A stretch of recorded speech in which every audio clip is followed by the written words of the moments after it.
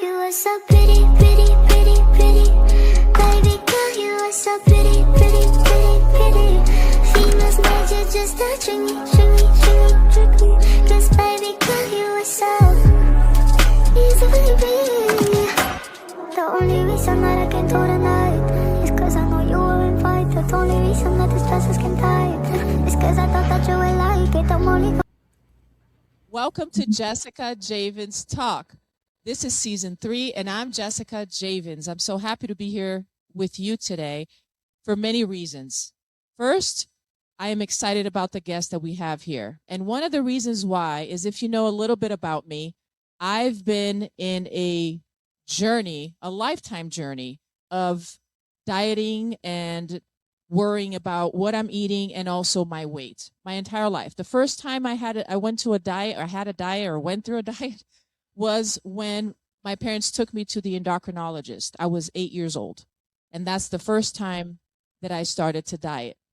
And I've probably done almost every diet in the world. And my relationship with food was very complicated because of the pressures that I had about my weight and also the results that did not last. They were not sustainable.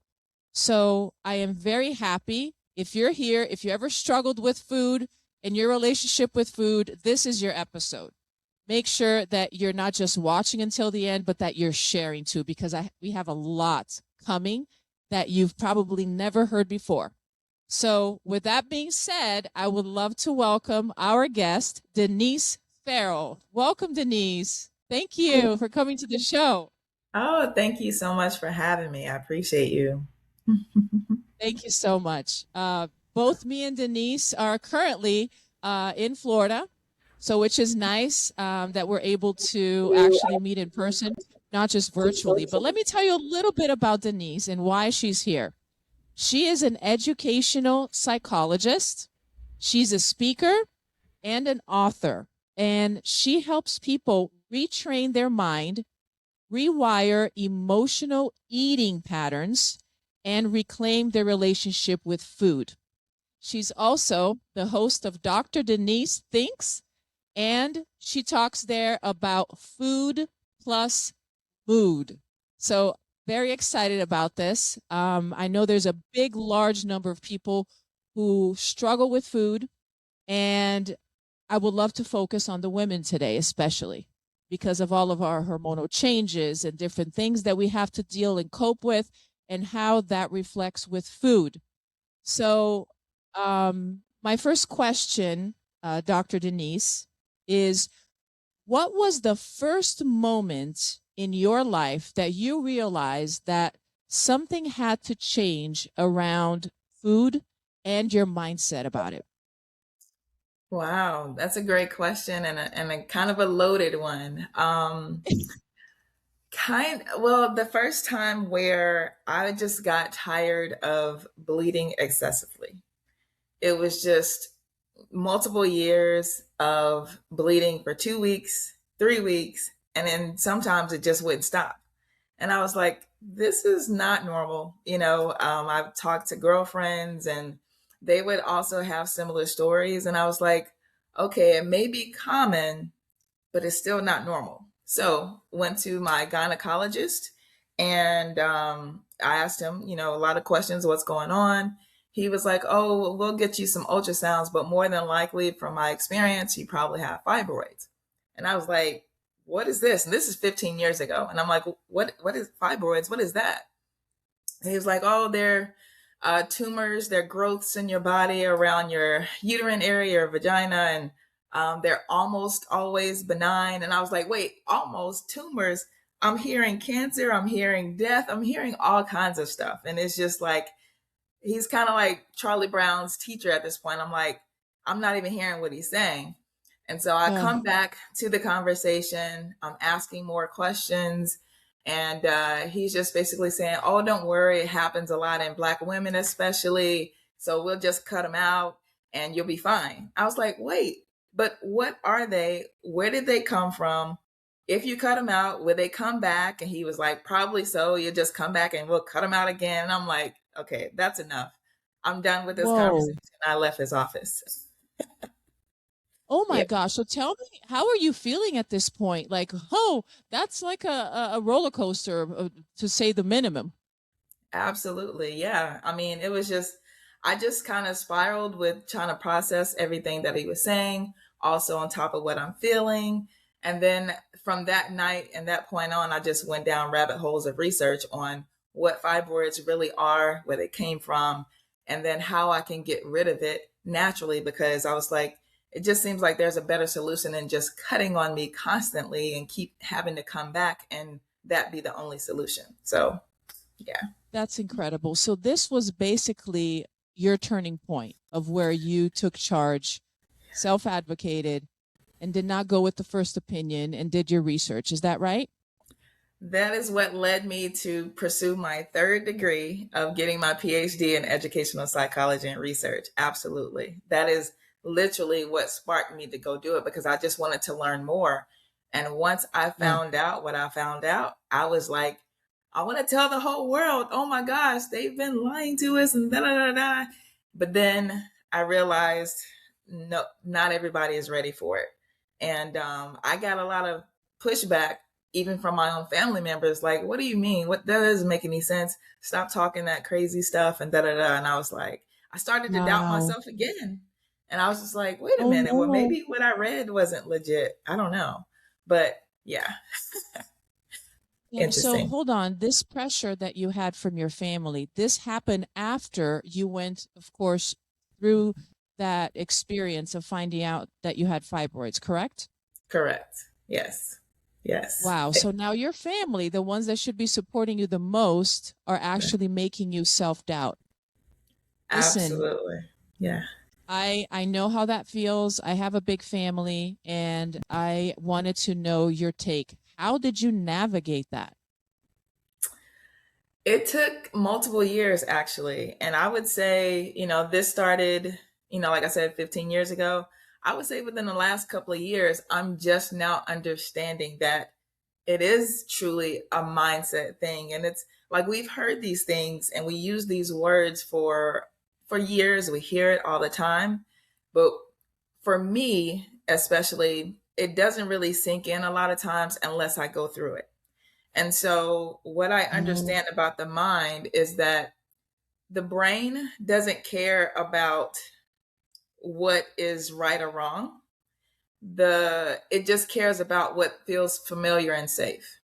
So, if you go in and disrupt somebody's mindset that they've been knowing for 20, 30, 40 plus years, and you come in and say the opposite of that, the brain is like, danger, danger, danger. That is not real. Get away from me. It doesn't matter if the person that you're talking to, you're familiar with them.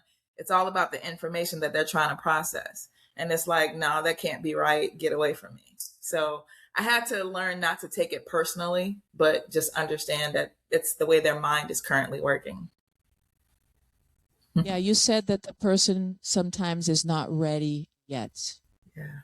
Yeah.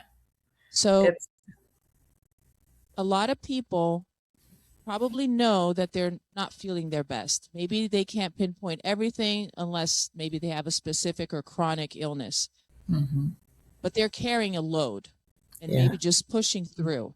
hmm They might not know what it means to be ready yet. Right. So Right. if a person wants to eventually improve their health and their mindset, perhaps with food and so forth, and their health, Mhm. how can they get prepared, in your opinion? Well, great question. And I would say our bodies speak to us all the time. So whether you're mentally ready or not, look and listen to what your body is telling you because it's going to point you in certain directions, whether you're mentally ready or not. So, for a simple example, a headache. I grew up thinking that a headache is just normal and they just come when they do and it's just random. And the solution to that is to take aspirin. However, that's your body yelling and screaming at you. It's like, hey, we're on fire, almost literally. We need something else, whether we're dehydrated, whether we're have true hunger, or whether it's stress, chronic stress or whatever. But taking a little pill is not really the solution that we're looking for. We're not looking for a band-aid for to put out a huge fire. So start listening to your body and see what it's telling you. So me with the excessive bleeding, we know that, for the most of us, we're only supposed to be on a cycle for 1 week. And really, that's not even true. It's really only supposed to last 2, 3 days max, really, is what healthy is. But on average, I was, again, 2 and 3 weeks, and I was like, okay, something's not right. So I went a step further to see what it really was. And it was my body talking to me. So just like your car talks to you, you're low on oil, low on gas, whatever that it is, we immediately go and handle those things because we don't want our car to stop. But when it comes to our body, it was like, oh, we'll just figure it out, or that just happens to me. No, it's communicating. We just have to understand the language that it's doing. Yeah. Thank you for saying that. That is very important. I talk a lot about that, about paying attention to the body. Yeah. A lot of us learn how to, like I said earlier, just to keep pushing and to allow whatever is pressuring us the most right now to take preference, right? And that becomes the priority. Us many times just putting out fires, and our body speaking to us becomes the volume is very low. We kind of put it very low here, right? Because there's something else screaming and somebody else is pushing us, and we need to do that first. And with time, and as you become an adult or maybe a leader, parent, married, now you have multiple things coming at you. So it becomes even more, two things. More dangerous because you're probably so busy that you're not listening. But now it's the most critical time that you need it the most because you're dealing with so much. So you have those two sides to it. Now, going back a little bit to your story, what was the most difficult emotional hurdle that you had a challenge to come out of or to deal with? Of all of the different challenges that you went, you had an emotional response. Which one was the hardest to sit on? Breaking away from the foods that I finally learned that was hurting me. So it was a toxic relationship that I had to get out of, but it just wasn't easy. Um, Thinking about judgment, which is, I'll be honest, that's what I used to do. I used to judge people for multiple things. And then again, coming back to what I was saying earlier, when I put myself or get in a particular situation, it's easier for me to understand when it's actually happening to me. And then it's like, oh, okay, this is what spirit was telling me to work on. So, for example, I have two cousins that were in physical abusive relationships with men, right? And I used to think for a long time, I'm like, how can you take that? Like, that is just crazy. That's not love. Just leave. Like, what's so hard for you? Why is it so hard for you to leave? And then, Spirit said, it's like, all right, I've shown you that this meat and this dairy and all these other foods that you grew up on is why you have these growths in your body that don't belong there. Why can't you just say no? And it's like, oh man, okay, I get it now. All right. So even after I found out that chitlins, I grew up on chitlins, pig intestines, sounds gross, right? But I love them. I got them from my family. And so I knew those foods were hurting me, but it was tough to say no. So I was back and forth for multiple years until I could just finally say no for good. And now I have zero desire. Like, I want to throw up just thinking about it.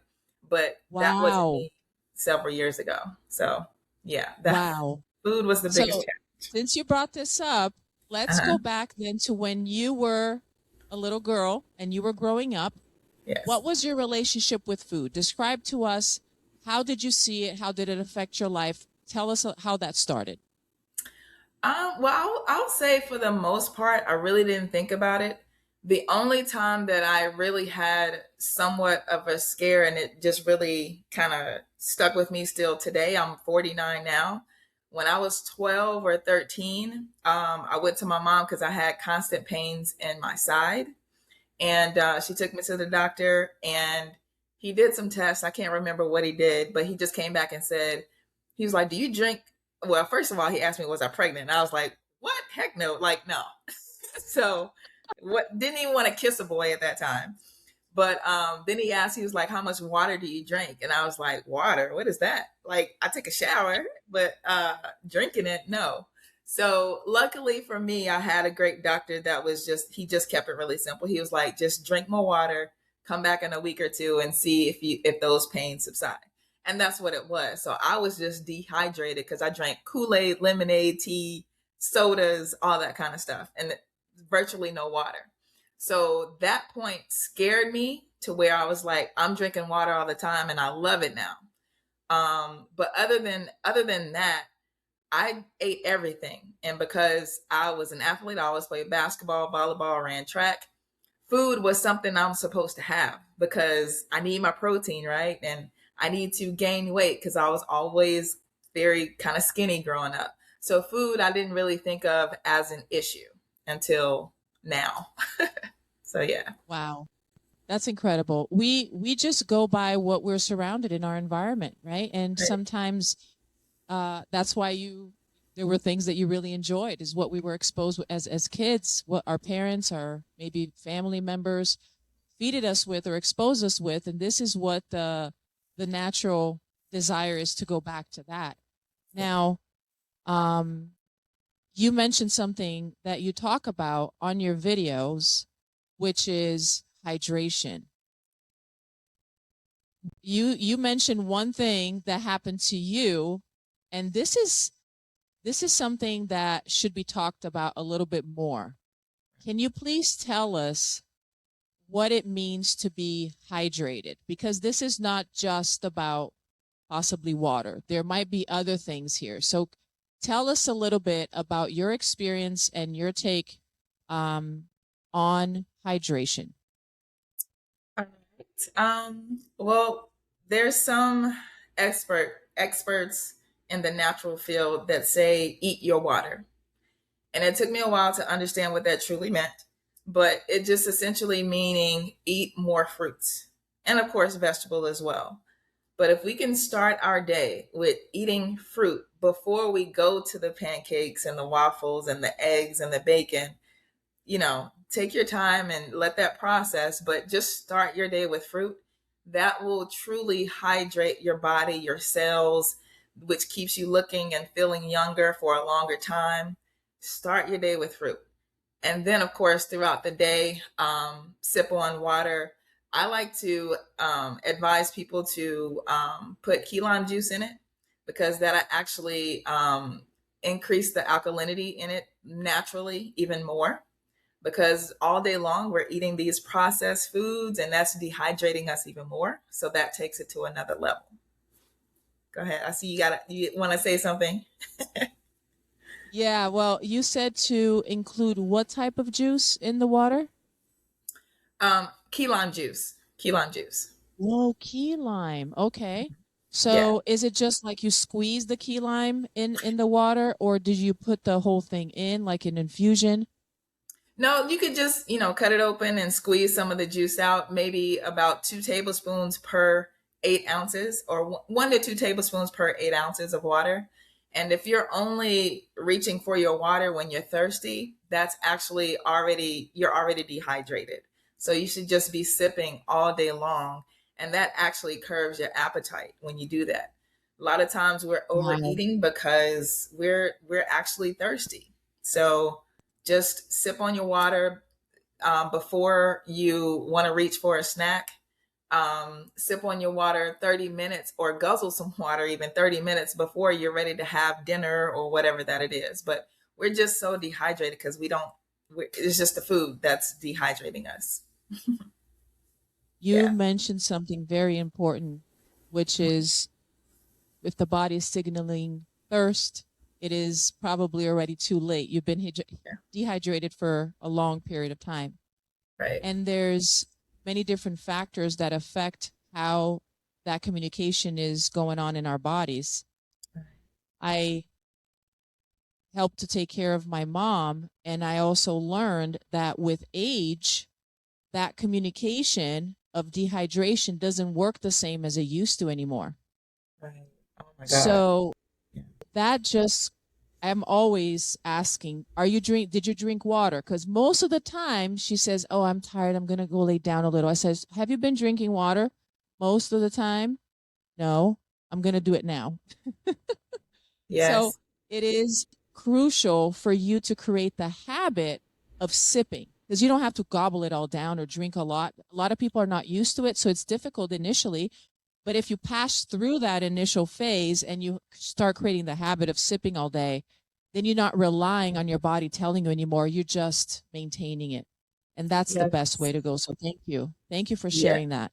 No, and thank And you. If I could say something really quick, because you actually just made me please, realize when I'm around a lot of family members or just a group of people for multiple hours, let's just say in the summertime, it's 4th of July cookout or whatever. And I noticed like 4 hours, I'm the only one getting up, going to the bathroom multiple times. And everyone else is just, they may be sipping something, but they're sipping things that are dehydrating them even more. And I'm just like, if you can not go to the bathroom at least one time every hour, you're dehydrated.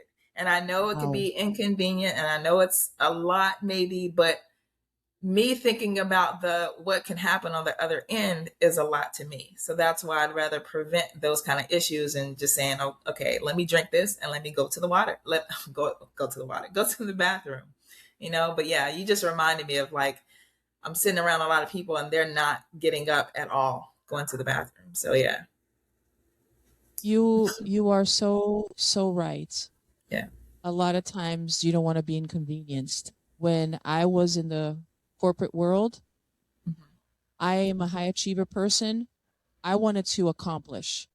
I remember pushing myself through the day, not going to the restroom until it was like, okay, I need to go now, right? And not drinking enough to the point that I could actually wait all day. yeah, You know what I'm saying? Because I wanted to focus on what I'm doing now. So I pushed my body's need to the side because I wanted to achieve that. And then that's when you start having other complications that we didn't even talk about dehydration, which can cause problems, with your kidneys, your bladder, and there's like the problems keep going. So it's very important to understand how important this habit is, even if it's inconvenient, which is going to the restroom several times a day is a sign. The color of the urine too is a sign. It's very important to understand this so you're being very intentional about hydration. Now, let's go back to the emotional part. We're talking about relationship with food. Where does food become an emotional thing? And what does that look like? How do I know that this is not actually me being hungry and I'm actually perhaps eating because of something emotional that I'm feeling? Can you tell us a little bit about that? absolutely. A lot of our cravings tell a huge story into how we're feeling. And so if you are, you wanted something salty and crunchy, then you're actually, your nervous system is talking to you. You're really anxious or slipping into it. I hate to use certain words, but just for conversation's sake, for people to understand what I'm talking about, you're actually, again, nervous, anxious, fear plays a big role into what's going on, depending on what you're craving for. A lot of people are also mineral deficient. So I like to encourage people to take sea moss, which is one of the most natural mineral supplying benefits that we can do for our bodies.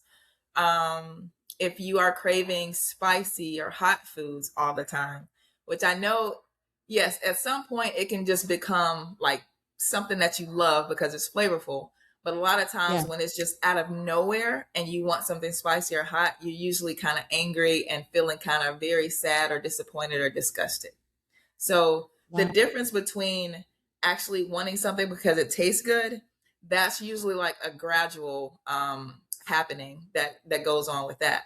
But if it's something that's all of a sudden you're like, oh my gosh, I want some of this, that's an emotional trigger that's going on. So I just like to tell people to just take a pause, take a deep breath, an alkalizing breath, and then actually try to figure out what made you actually want all of a sudden that particular food. So, yeah. For who's hearing this for the first time, what is alkalizing breath? Love that. Yes. So it's an inhale for 4, inhale through your nose only, hold for 3 seconds, and then exhale through your mouth. So we're going to do that together if we can. But what that does, it literally cools off your brain, and it makes the nervous system, which goes through your entire body, and it calms it down. So if you practice this multiple times a day, I actually have timers set in my phone 5 times a day where I do 3 rounds of this every single time. I'm practicing for whenever I do get some issue that is going to cause some emotions. I've already practiced it, so I don't react the same ways that I used to. So, yeah. That is extraordinary. I absolutely love it. I do breath work, but the way that you've been applying it is different than mine. You just added so much more value to it and a twist. I do it several times a day when things happen, except in the morning. But now that you said that you do it regardless, you're actually training yourself at a neutral point. So that way your brain, which you talked about earlier in the show, goes to where it's familiar. And you created something familiar that is healthy. So now when things come at you, you don't even have to think. You already know what the tool is that is going to help you, and your body remembers it. So it acts also faster too, because you've been teaching it. Thank you for sharing that. Can we do it? Can we do one now? Absolutely. Absolutely. So again, you're going to inhale through your nose for 4, hold for 3, and exhale through your mouth for 6 to 8. The longer you exhale, even better. Okay. But that's a good starting point. Okay. So I'm going to raise my hand up. That means we're inhaling. 1, 2, 3, 4. Hold. 2, 3. Exhale. 2, 3, 4, 5, 6. Keep going if you can. 8, and keep on going. But yeah. So sorry about that. Let's do it one more time. Let's do it. Let's do it. Okay. Inhale. 1, 2, 3, 4. Hold. 1, 2, 3. Exhale. 2, 3, 4, 5, 6, 7, 8. And of course, I wasn't doing it with you guys, but just thinking about it, I'm like, oh, I just feel relaxed. Like just thinking about it, you know? So it feels it's amazing. It feels amazing. Yes. I am going to upgrade my intentionality on breath work. So thank you. Thank you, doctor. No. Really appreciate that. Thank you for sharing that. Appreciate it. What, other than the breath work, which is magnificent, what is another ritual that you do to regulate yourself, your nervous system, which also affects the decision that you're making, which brings me to cravings, and we can go back there in just a second. But let's talk about the ritual. What has been successful for you, other than the breath work, that maybe our listeners can benefit too? Okay. Well, as you can see, my studio is in my kitchen, and this is where I live, literally. So I'm sure you guys have heard of food is medicine. And so I grew up in a household where my mom cooked everything, which is a huge blessing. And then somewhere around high school years, when I'm just very active, playing a lot of sports year round, not home as much. And then we think it's convenient to just go to fast food places. My mom would give me money. She's like, you're driving now, just go do what you want, go handle it. And of course, now I know that ended up with a not so great relationship with Taco Bell. That was one of my first breakups I had to have. So reeling it back to where I am now is like, okay, I don't necessarily want to cook all the time because it wasn't a habit that I had growing up. but I've made it into a habit. So to get there, I would either call my sister or some family member or some friends back while I'm cooking, or I would put on my favorite play set or playlist, light some incense, something to keep me hyped and kind of somewhat off my mind of doing this grueling work, you know? So, but yeah, and then it turned into love. That's so beautiful. Yeah. I do cook, but not as often anymore. My Right. kids are teenagers now, so they just want to eat what they want to eat, not what mom cooked necessarily. Yeah. But um, I always thought about music, and I have music playing when I was cooking, but I never thought about being even more efficient where I might feel like, okay, I'm not wasting my time. This is actually very efficient and effective because now I can call my family member, my best friend that she's been waiting for, and I can do that while I'm cooking. That is wonderful, a wonderful suggestion where you can combine both and make it into something beautiful. And who knows, maybe you'll start loving it, right? Just like you do. So listen, when I was 28, 29, I remember getting off the couch literally and my knees just kind of buckled and it was painful. And I was like, I'm not even 30 yet. This can't be normal. Like, what's going on? But immediately my mind went to, okay, arthritis runs in my family, right? So I guess it's Oh my man, turn. That was my first initial thought. And then, of course, another 10 years later, it's like, oh, okay, actually, all of this stuff is connected to food. And now that I'm about to be 50 this year, I'm like, oh, I don't have those arthritis issues anymore. So, how is that I'm younger 20 years later? That doesn't make any sense, but it obviously it does make sense. Yeah.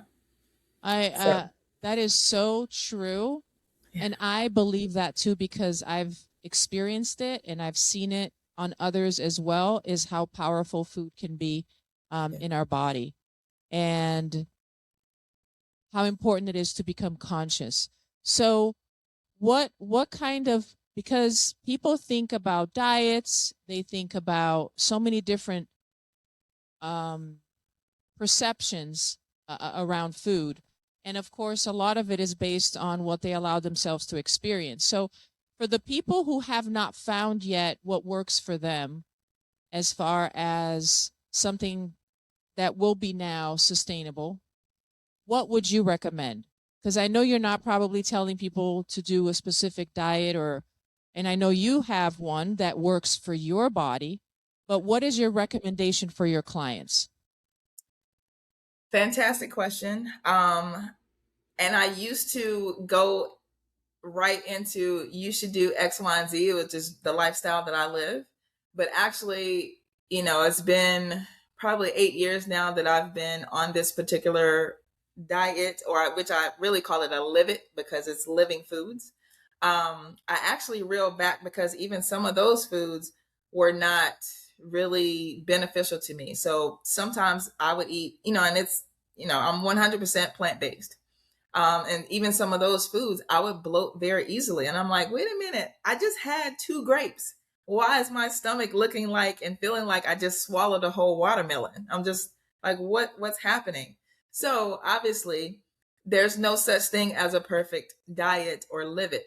So I actually really back and I actually encourage people to get a food sensitivity test, which I've done three different ones from three different brands because I wanted to see just how uh, I wanted to compare between the three of them and see how very closely related they were.